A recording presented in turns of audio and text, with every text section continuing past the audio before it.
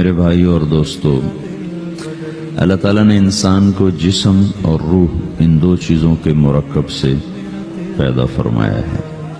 جسم کے بننے کا نظام اور ہے اور روح کے بننے کا نظام اور ہے۔ جسم کسی اور جگہ بنتا ہے اور روح کہیں اور سے آتی ہے۔ جسم زمین اور زمین کی غذاؤں کے مختلف مراحل پیش در پیش سے وقد خلقکم اطوارا، وہ مختلف شکلیں بدلتا بدلتا بدلتا ایک روپ میں ڈھلتا ہے، اور روح ایک لطیف اللہ کا امر ہے جس کا علم انسان کو نہیں دیا گیا۔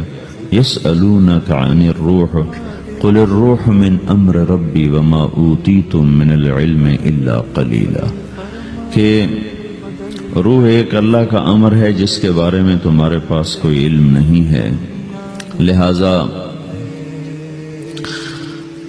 اس کی تفصیل تم سمجھ نہیں سکتے ہو۔ روح آسمان سے آتی ہے، جسم زمین میں بنتا ہے، پھر 4 مہینے بعد اللہ اس کو آپس میں جوڑ دیتا ہے، زندگی متحرک ہو جاتی ہے۔ روح ہی کے ساتھ زندگی کی بقا رہتی ہے۔ جب اللہ اسے واپس نکال لیتا ہے تو سارے ٹائٹل ہٹ کر صرف ایک نام سب کو مل جاتا ہے، اور وہ میت کا ہوتا ہے۔ وہ حضرت مولانا ہو، وہ کوئی ڈاکٹر ہو، بادشاہ ہو، صدر وزیر ہو، سارے اعزاز ٹائٹل ہٹا کر اس پر میت کا لفظ مہر لگ جاتی ہے۔ اس میں سے کیا نکلا ہے؟ ہر چیز تو موجود ہے، اب یہ بولتا کیوں نہیں، اٹھتا کیوں نہیں، چلتا کیوں نہیں؟ اس میں سے روح نکل گئی ہے۔ روح ہمارے جسم کی اصل ہے، اسے نکال دو تو جانوروں کو بھی پتا ہے کہ اب یہ بے جان چیز ہے، چیونٹیاں کیڑے مکوڑے بھی اس کو کھانے لگ جائیں گے، جانور بھی کھانے لگ جائیں گے، زمین بھی اس کو گلانے لگ جائے گی، ہوائیں اس کو متغیر کرنے لگیں گی۔ روح انسان کے اندر ایک چلتا ہوا زندگی کا کارواں ہے۔ اسے جب اللہ واپس بلاتا ہے تو اللہ یتوفی الانفس حین موتها والتی لم تمت فی منامها۔ موت کیا چیز ہے؟ اس کے 200 جواب ہیں سائنس کی کتابوں میں، اور 200 جواب بذات خود بتا رہے ہیں کہ یہ ایک جواب بھی ٹھیک نہیں ہے، اور قرآن ایک جواب دیتا ہے اور وہی حرف آخر ہے، قل یتوفاکم ملک الموت اللہ یتوفی الانفس حین موتها۔ اللہ ہے جو تمہاری روحوں کو موت کے وقت کھینچ لیتا ہے، تمہارے جسم سے نکال لیتا ہے۔ تو میرے بھائیوں، موت کے وقت انسان 2 کیفیت میں ہوتا ہے۔ کچھ لوگوں کی روح ایسی نکل رہی ہوتی ہے کہ ان کے رگ رگ میں وہ پھنس رہی ہوتی ہے۔ وَلَوْ تَرَى اِذْ يَتَوَفَّى الَّذِينَ كَفَرُوا الْمَلَائِكَةُ يَضْرِبُونَ وُجُوهَهُمْ وَأَدْبَارَهُمْ، کاش تم دیکھ سکتے وہ منظر جب اللہ کے فرشتے نافرمانوں کی روح کو نکال رہے ہوتے ہیں تو ان کے منہ پہ بھی مارتے ہیں، ان کی کمر پر بھی مارتے ہیں۔ اور اخرجوا انفسکم اليوم، نکالو آج اپنی روحوں اور جانوں، اب تم بچ نہیں سکتے ہو۔ وہ پیچھے ہٹنا چاہتے ہیں، رب ارجعون، مجھے واپس کر دے تھوڑی دیر کے لیے، لعلی اعمل صالحا، اب میں پورا ٹھیک مسلمان بن کے چلوں گا۔ تو اس کے جواب میں ہوتا ہے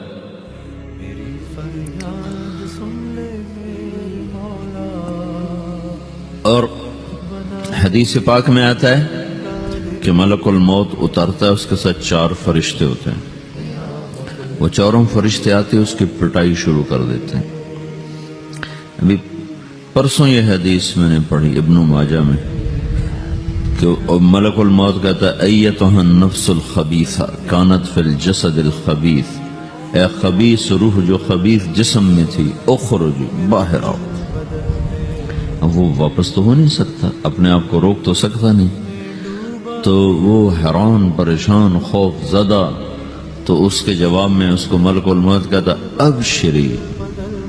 ابشری بحمیم وغساق وآخر من شکلہ ازواج، تیار ہو جا خوفناک عذاب کے لیے اور کھولتے پانیوں کے لیے، کانٹے دار جھاڑیوں کے لیے، اور بے شمار عذاب کی شکلوں کے لیے۔ تو اس کی روح کو جب کھینچتے ہیں تو رگ رگ سے وہ کٹ کٹ کے نکلتی ہے، تو سارا وجود زیر و زبر ہوتا ہے، سکرات کا درد ساری دنیا کے دردوں پر حاوی ہے۔ جب اس کی روح نکلتی ہے اور اس کو لے کر آسمان پر چلتے ہیں تو دروازے پر پہنچتے ہیں تو اندر سے فرشتے پوچھتے ہیں کون ہے؟ کہتے ہیں فلاں فلاں کا بیٹا ہے۔ کا نفس خبیثہ فی الجسد الخبیث، یہ تو وہی بدماش ہے جو بدماش جسم میں تھا، یہ وہ بدبخت روح ہے جو بدبخت جسم میں تھی، اس کے لیے آسمان کے دروازے نہیں کھل سکتے، اسے واپس کر دیا جائے۔ تو آسمان کے دروازے لا تفتح لهم ابواب السماء ولا يدخلون الجنة حتى يلج الجمل في سم الخياط، کہ ان کے لیے آسمان کے دروازے نہیں کھلیں گے اور ان کے لیے جنت کے دروازے نہیں کھلیں گے، پھر یہ وہاں سے نیچے گرائے جاتے ہیں جو اللہ کا قید خانہ ہے سجین۔ وما ادراک ما سجین کتاب مرقوم، وہ تمہیں خبر نہیں کہ وہ کیا خوفناک قید خانہ ہے جو اللہ تعالیٰ نے بنایا ہے، اسے وہاں دھکیل دیا جاتا ہے۔ پھر قیامت تک اس کے لیے انتظار کی گھڑیاں ہیں اور عذاب کی شدت ہے۔ اور جب کوئی نیک آدمی اللہ تعالیٰ کے دربار میں جانے کا اس کا وقت آتا ہے تو اللہ تبارک و تعالیٰ فرماتے ہیں ان الذین قالوا ربنا اللہ ثم استقاموا تتنزل علیہم الملائکة الا تخافوا ولا تحزنوا وابشروا بالجنة التي كنتم توعدون نحن اولیاؤکم فی الحیاة الدنیا وفی الآخرة ولکم فیہا ما تشتہی انفسکم ولکم فیہا ما تدعون نزل من غفور الرحیم۔ جب کوئی نیک مرد عورت کے جانے کا وقت آتا ہے تو اس کے لیے بھی فرشتے آتے ہیں اور آ کر اس کو خوشخبری دیتے ہیں اور آ کر اس کو تسلی دیتے ہیں کہ آپ غم نہ کریں، پیچھے والے بھی آپ کو مل جائیں گے، آپ خوف نہ کریں، آگے ساری منزلیں آپ کے لیے آسان ہیں، آپ کے لیے جنت بھی تیار ہے، رب بھی مہربان ہے۔ اور حدیث پاک میں آتا ہے کہ ملک الموت اور 4 فرشتے آتے ہیں، وہ 4 فرشتے اس کو سہلاتے ہیں، دباتے ہیں کہ موت کا درد اسے محسوس نہ ہو، اور ملک الموت فرماتے ہیں ایتھا النفس الحمیدہ کانت فی الجسد الحمید اخرجی، اے نیک روح جو نیک جسم میں تھی باہر آؤ، کیا کرو؟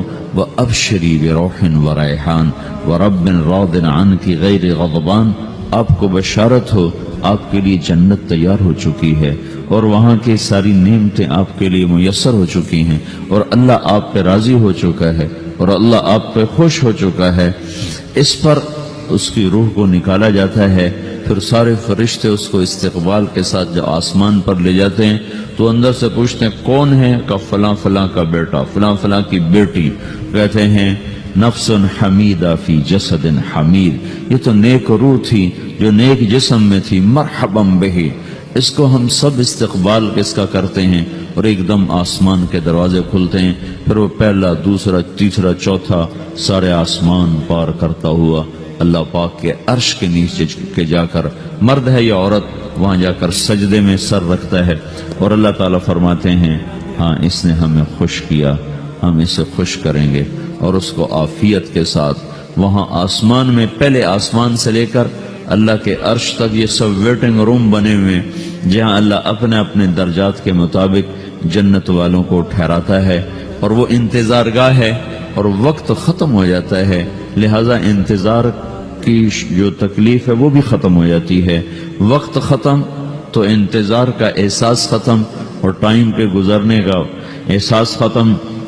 تو جیسے اصحاب کہف کو اللہ نے غار میں داخل کر کے تو غار کے اندر سے وقت کو نکال کے باہر پھینک دیا، باہر 300 سال گزرے، اندر آدھا ہی دن گزرا تھا۔ وہ جب اٹھے ہیں تو وہ 25 برس کا نوجوان 350 سال کا ہو کے نہیں اٹھا، وہ 25 سال کی عمر میں اٹھا ہے، نہ ناخن بڑا ہے، نہ مونچھیں بڑی ہیں، نہ ان کی داڑیاں لمبی ہوئی ہیں، کیونکہ تو زندہ تھے، مر نہیں گئے تھے، تو زندہ کے تو بال بھی بڑھتے ہیں، ناخن بھی بڑھتے ہیں، لیکن وہ اس طرح اٹھے کہ 300 برس گزر گئے اور 25 برس کا نوجوان 25 سال کی عمر میں اٹھا ہے، 20 برس کا 20 برس کی عمر میں اٹھا ہے، اور وہ کہنے لگے کم لبثنا، بھئی کتنا ٹھہرے ہیں؟ کہ یومن او بعد یومن، لگتا ہے کوئی دن آدھا دن ٹھہرے ہیں۔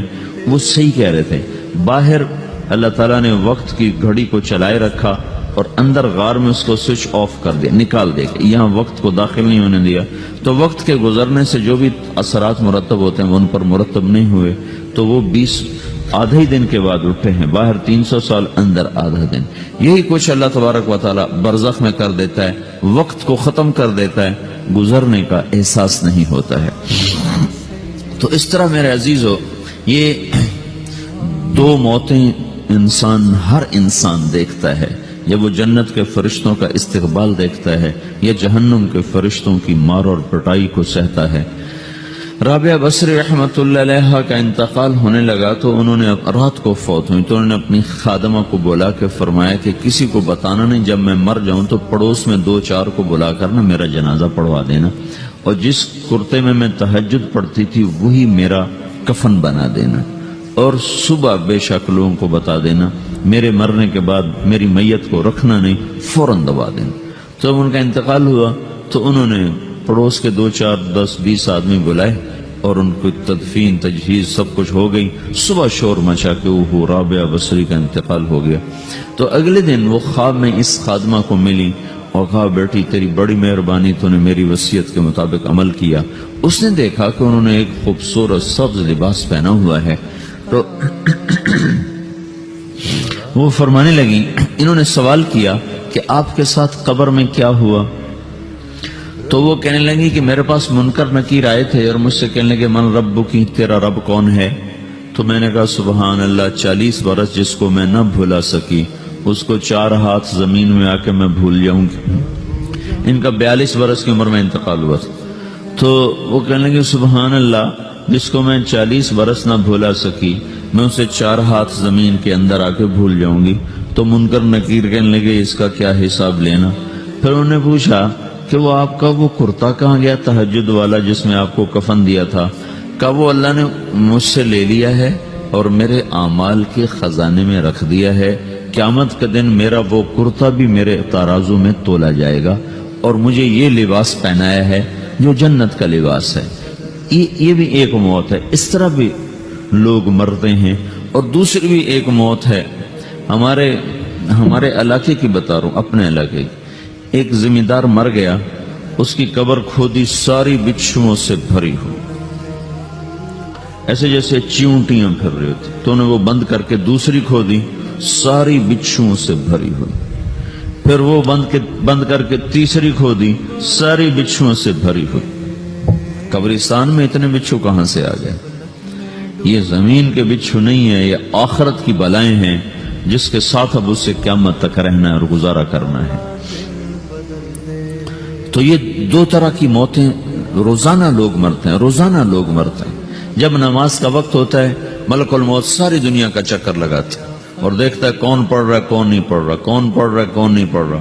جو نماز کی پابندی کرتا ہے اس کی موت آسانی سے ہوتی، جو نماز میں غفلت کرتا ہے اس کے ساتھ موت کے وقت شدت اور سختی اختیار کی جاتی. تو بھائیو، یہ ایک جسم ہے، ایک روح ہے. روح باقی رہنے والی چیز ہے، جسم مٹ جاتا ہے، پھر اللہ سے قیامت کے دن نیا جسم عطا فرمائے گا، ایک نیا جسم دیا جائے گا. روح وہی ہے جو اللہ کے خزانوں میں جمع ہو جاتی ہے. نافرمان کی سیاہ کالی روح ہوتی ہے، فرما بردار کی روشن چمکدار روح ہوتی ہے. تو اللہ نے کچھ تقاضے جسم کے رکھے ہیں اور کچھ روح کے رکھے ہیں. جسم کے تقاضے پورے نہ کرو تو یہ پریشان ہو جاتا ہے، روح کے تقاضے پورے نہ کرو تو یہ پریشان ہو جاتی. روح کی پریشانی جسم سے زیادہ ہے چونکہ روح کی طاقت جسم سے زیادہ ہے. جسم مٹی سے بنا ہے، اس کی غذا بھی مٹی سے نکلتی ہے. روح آسمان سے ہے، اس کی غذا بھی آسمان سے ہے. روح کا تعلق جب تک اللہ سے نہیں جڑتا اس سے بھوک اور پیاس لگتی رہتی ہے. جسم کو جب تک روٹی اور پانی نہ ملے یہ تڑپتا اور پریشان رہتا ہے. جیسے اللہ تعالیٰ نے ہمارے جسم میں روٹی اور پانی کی طلب کو بے ساختہ رکھ دیا ہے. میں بیان کے دوران بھی پانی پی رہا ہوں، آپ دیکھ رہے ہیں کہ میرا حلق سوکھ جاتا ہے، مجھے طلب محسوس ہوتی ہے پانی. حلق سوکھتا ہے پانی کی طرف بھاگتے ہیں، بھوک لگتی ہم روٹی کی طرف بھاگتے ہیں. یہ ایک ایسا اندر میں آٹومیٹک سسٹم ہے کہ ہم اس کو آف نہیں کر سکتے. یہ سوتے سوتے بھی بھوک کی وجہ سے آنکھ کھل جاتی، سوتے سوتے پیاس کی وجہ سے آنکھ کھل جاتی ہے. یہ ایسا خود اللہ تعالیٰ نے ساختہ نظام بنایا ہے کہ آپ اپنے جسم میں روٹی اور پانی کی طلب کو نہیں نکال سکتے. میرے عزیزو، ٹھیک اسی طرح اللہ نے انسانی روح میں اپنی طلب رکھ دی ہے. اور اپنے رسول کی طلب رکھ دی ہے۔ یہ دو طلب ایسی ہیں کہ یہ آپ کے جسم روح سے نکل نہیں سکتی۔ جیسے بھوکا روٹی نہ کھا لے، پیاسا پانی نہ پی لے، اسے چین نہیں آ سکتا، وہ روح جو اللہ اور اس کے رسول سے نہ آشنا ہے، جب تک وہ وہاں تک پہنچ نہیں جاتی اسے چین نہیں آ سکتا، اس کا اندر پریشان رہے گا۔ 1997 میں جب جنید جمشید سے میری پہلی ملاقات ہوئی تو اس نے مجھ سے یہ سوال کیا کہ مولوی صاحب، ایک پاکستانی نوجوان جس گلیمر کو خوابوں میں دیکھتا ہے، وہ گلیمر تو مجھے زندگی میں ویسے ہی حاصل ہے، میرے چاروں طرف زندگی کا رقص ہے، اور میری زندگی کی ہر خواہش، ہر تمنا پوری ہے، اس کے باوجود میرے اندر اندھیرا ہے، میرے اندر خلا ہے، مجھے لگتا ہے میں وہ کشتی ہوں جس کا کوئی ساحل نہیں، جس کی کوئی سمت نہیں۔ www.darsulquran.com تو ایسا نہیں ہونا چاہیے۔ ایک عام لڑکا تو کہتا ہے ہائے کاش یہ ہوتا، اس کو وہ نہیں ہو رہا تو پھر وہ پریشان ہے، ہائے یہ ہوتا، ہائے وہ ہوتا۔ تو میں تو ہائے نہیں کرتا ہوں، میری تو ہر لذت اور خواہش میرے سامنے تشتری میں سجا کے پیش کی جا رہی، میں کیوں ایسا کر رہا ہوں؟ میں ہائے ہائے کیوں کر رہا ہوں؟ میرا اندر ویران کیوں ہے؟ میرے اندر میں خلا کیوں ہے؟ یہ وہی خلا ہے کہ وہ روح کی پیاس کو شراب میں بجھانا چاہتا ہے، وہ روح کی پیاس کو لڑکی میں بجھانا چاہتا ہے، وہ روح کی پیاس کو موسیقی سے بجھانا چاہتا ہے، وہ روح کی پیاس کو دنیا کی رعنائیوں میں 5 اسٹار ہوٹلوں سے بجھانا چاہتا ہے۔ روح کیا جانے روٹی کیا ہے، شراب کیا ہے، پانی کیا ہے، عورت کیا ہے، موسیقی کیا ہے، گھنگرو کیا ہے، پائل کیا ہے، چھنکار کیا ہے، روح کو ان چیزوں کی کیا خبر؟ امریکہ میں ہماری ایک جماعت تھی تو 4 لڑکیاں 2 لڑکے مسلمان ہیں، تو ایک لڑکے کا نام رکھا تھا ابراہیم، اور اس کو جب پڑھایا نا کلمہ، انہوں نے کہا ہائے، انہوں نے کہا ہائے، اور دونوں ہاتھ یہاں رکھے سینے پر، دل پر، کہا ہائے۔ تو ہمارے ساتھی ہیں ڈاکٹر اختر، وہ کہنے لگے کیا ہوا کیا ہوا؟ کہنے لگا جب سے ہوش سنبھالا یہ جگہ خالی تھی، یہ تیرے کلمہ پڑھانے پر بھر گئی ہے کہ میری خوشی سے ہائے نکل گئی۔ یہ جگہ خالی رہے گی، یہاں شراب نہیں پہنچ سکتی، یہاں نغمہ اور موسیقی نہیں پہنچ سکتی، یہاں تالے لگے ہوئے ہیں، یہاں تک کوئی آواز نہیں جا سکتی۔ دل کے تاروں پر ایک ہی نغمہ چڑھ سکتا ہے، اور وہ اللہ کی یاد کا ہے، اور اللہ کی محبت کا ہے، اور اللہ کے رسول کی محبت کا ہے۔ باقی کوئی مضراب ایسا نہیں جو ان تاروں کو چھیڑ سکے، باقی کوئی چیز، آواز ایسی نہیں جو دل کی دنیا پر جا کر دستک دے سکے۔ یہاں بند دروازے ہیں، یہاں صرف اللہ پہنچے گا، اللہ کے رسول کا تعلق پہنچے گا، باقی کوئی چیز یہاں نہیں جا سکتی۔